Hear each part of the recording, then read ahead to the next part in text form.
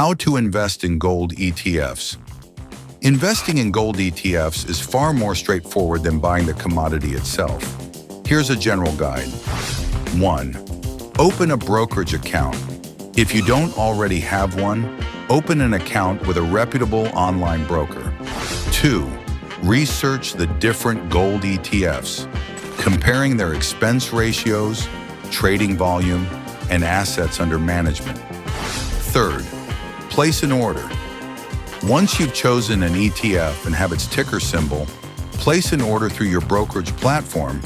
You can typically buy as little as one share, and many online brokers offer commission-free trading and fractional shares in ETFs. 4. Monitor your investment.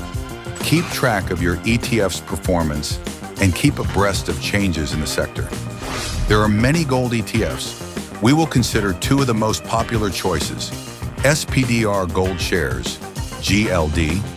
The SPDR Gold Shares ETF, GLD, is one of the largest gold ETFs. It was also the first in 2024. As of late 2024, the fund held about 28.2 million ounces in its various vaults for a net asset value, NAV, of about $74.3 billion. Each share of the ETF was worth about 0.093 ounces of gold. At the fund's inception, shares were worth 1/10 the price of gold. The amount of gold represented by each share has eroded over time, as the ETF charges investors a 0.40% annual fee NAV of the ETF, thus slightly reducing the amount of gold that a share is worth each year. This fee is relatively low given the costs of storing and insuring it yourself. According to the World Gold Council, gold returned an average of 8.30% per year. Between 1971 and 2024, small investors are usually higher than 0.4% per year.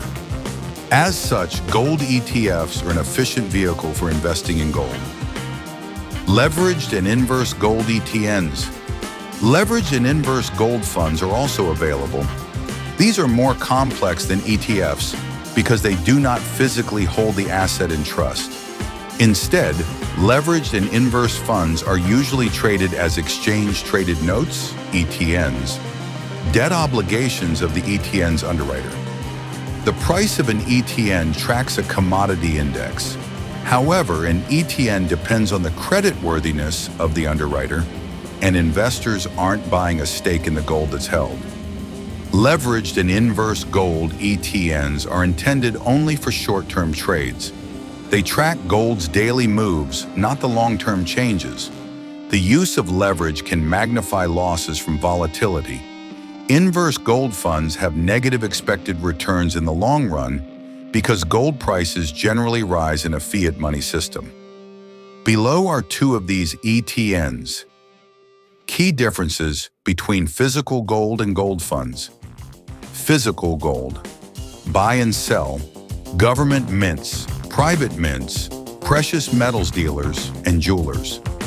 Maintenance. You need to store the gold in a secure place, such as in a safe, and insure it. This can be expensive, especially if you hold a lot of it. Liquidity. It's generally easy to sell gold. The market is liquid and there are always buyers. Returns. The amount you get mainly depends on the price of gold in that moment. Gold fund. Buy and sell. Stock exchanges. Maintenance. The fund takes care of everything on your behalf, although you do pay an annual fee to cover its expenses. Liquidity. ETFs trade like stocks. You can sell your shares throughout the day and bid-ask spreads are often narrow. Returns. The value is based on the price of the ETF. The most notable difference between physical gold and gold funds is that with the former, you have possession of gold.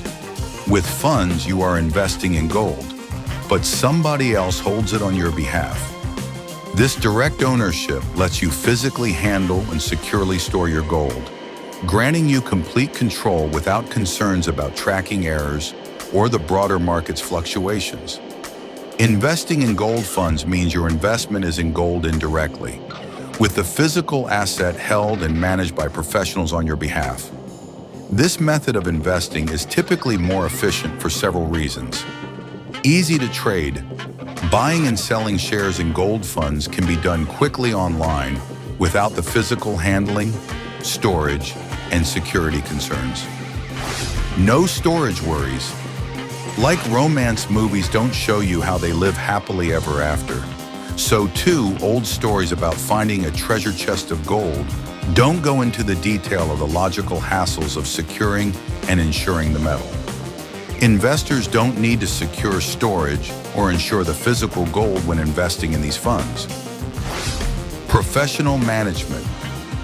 The investment is overseen by experts who manage the fund, making informed decisions on behalf of investors, which can be particularly beneficial for those less familiar with the gold market. Lower costs.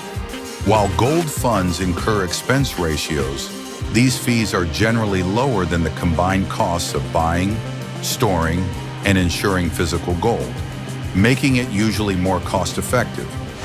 This approach simplifies investing in gold and can be more accessible for individuals looking to include gold in their investment portfolios without the complexities of handling physical gold.